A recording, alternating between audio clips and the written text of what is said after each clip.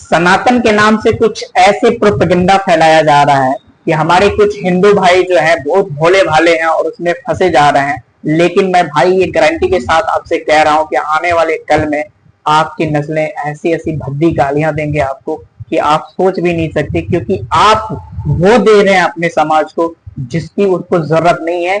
मनुवादी समाज आप बना रहे हैं, जो पहले था वही वाला समाज आप वापस दोहरा रहे हैं। ये मैं इसलिए कह रहा हूं क्योंकि आने वाले कल में सच में आपके बच्चे जो होंगे वो आपको गालियां देंगे। अगर मैं आपसे ये बात कहूं कि आप कितना भी पढ़ाई लिखाई कर लें, यानी धार्मिक किताब कितना भी पढ़ लें, फिर भी आपसे आपका अधिकार छीना जा रहा है। आपको क्या लगता है, आप धार्मिक किताब पढ़ लेंगे तो क्या आपको धर्मशास्त्र से पूजा पाठ किया करने की आजादी मिलेगी? आपको ये पूजा पाठ करने की आजादी बिल्कुल भी नहीं मिलने। आप ऐसा अंधभक्त बन रहे हैं जिसका इस समाज को कोई जरूरत नहीं है। आपको ये बनाया जा रहा है और आप बन रहे हैं।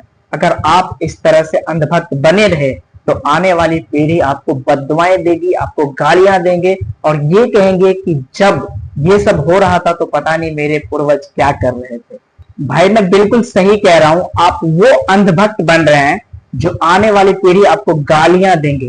ये कह करके गालियां देंगे कि मैं किस समाज में जी रहा हूं जहां पे मुझे सब कुछ पता है लेकिन मैं किसी को बता नहीं सकता, किसी को कुछ समझा नहीं सकता। आपको पूजा पाठ नहीं करने दिया जाएगा, आप कितना भी धार्मिक किताब पढ़ लें फिर भी आपसे आपका वो अधिकार छीन लिया जाएगा जो आपका होना चाहिए। जैसे कि कथा करना, प्रवचन देना, किसी को समझाना कि किस तरह से भगवान आए, किस तरह से गए, किस तरह से अवतार लिए, ये सब चीज आपसे छीना जाएगा। आपको ये बोलने का या करने का या दिखाने का कोई अधिकार नहीं दिया जाएगा। आप वो वाली सदी में आप चले जाएंगे जहां पे छुआछूत हुआ करता था, जहां पे पानी पीने से मना किया जा रहा था। आज भी आप इसी समाज का निर्माण कर रहे हैं कि भाई सनातनी सनातनी करके आप एक वो वाली दलदल में फंस रहे हैं जहां पे आपसे आपका अधिकार छीना जाएगा और कोई कुछ नहीं बोलने वाला। तो हेलो गाइस, क्या हाल है? उम्मीद है आप लोग बहुत अच्छे होंगे। एक खबर सामने निकल के आ रही है, ये जिला इटावा के अहेरीपुर क्षेत्र से, जो हम लोगों को गौरव फिक्र करने की जरूरत है, यानी सोच विचार करने की जरूरत है कि यार इसके बारे में क्या करना चाहिए। आइए आप लोगों को हम एक खबर सुनाते हैं कि वहां के जो है यादव समाज के लोग जो है कथा कर रहे थे। कथा जो हिंदू लोगों में होते हैं ना, कथा होता है, वही कथा कर रहे थे। तो ये वो यादव समाज के थे। तो वहां के जो कुछ ब्राह्मण है, पंडित वंडित, तो उनको ये चीज बहुत बुरा लगा क्योंकि यादव समाज के लोग इस तरह से अगर कथा करेंगे तो फिर पंडितों का क्या होगा।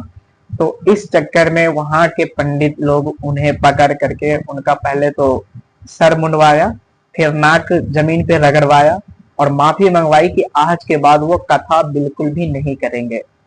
जी हाँ, और ये खबर सामने जो निकल के आ रही है ये जिला इटावा के अहेरीपुर क्षेत्र से है। अगर आप लोगों को यकीन ना हो तो मैं आपको वीडियो भी डाल के दिखाई देता हूँ। चलिए, वैसे यकीन क्या करना, चलिए आपको हम वीडियो ही दिखा देते हैं कि ये वाला वीडियो जो अभी प्ले कर रहे हैं, देखिए आप।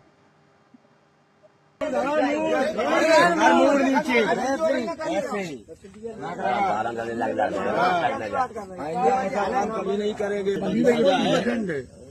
जिंदगी तुम्हें ऐसा करबो नहीं चाहिए तो जो तुमने करो। हाँ भाई ले रहे पिंडिया, भाई ये बंदी है उतनी ले रहे बाबा। हाँ चल बस हटाओ, अब खुले पूरे घुटवाले पर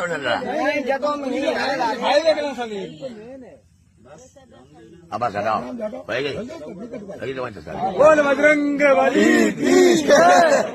चलो जाओ।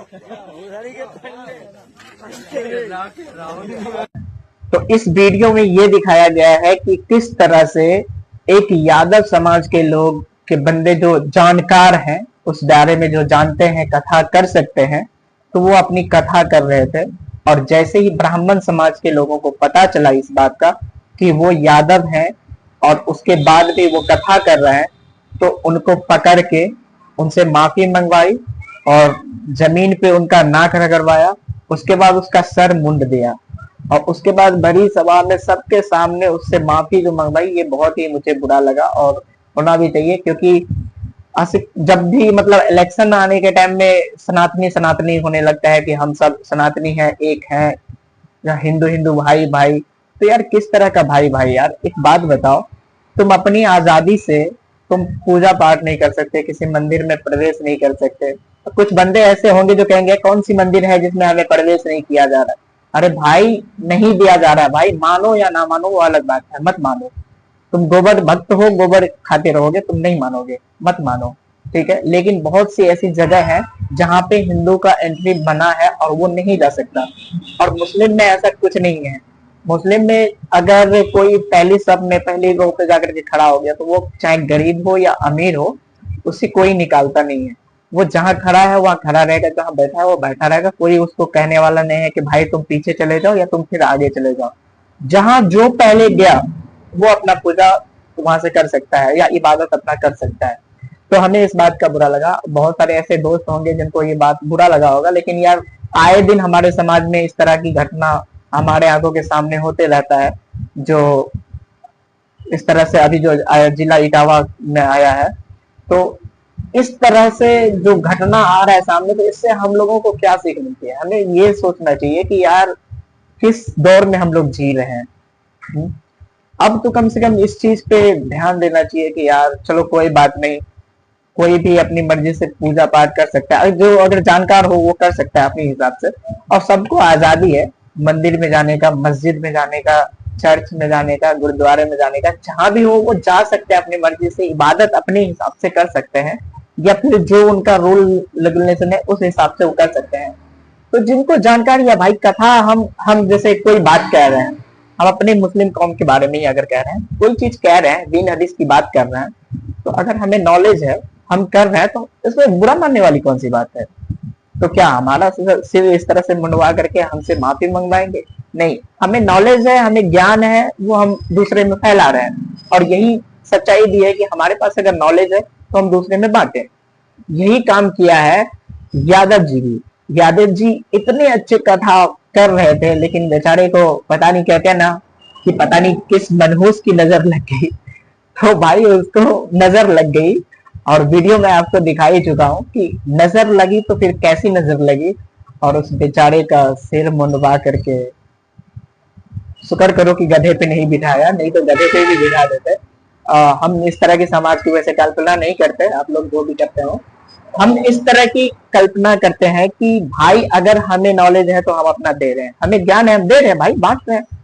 हमें कथा करने का हक मिलना चाहिए, हम भी कर सकते हैं, क्यों नहीं करेंगे? अगर हम कथा कर सकते हैं, हम पढ़े हैं तो हम करेंगे भाई। पढ़े लिखे का क्या काम है? पढ़े लिखे हैं, हम कथा करते हैं, हम बताते हैं कि यार भगवान किस तरह से आए, किस तरह से गए, क्या लीला रचाए, तो हम वो कर रहे हैं।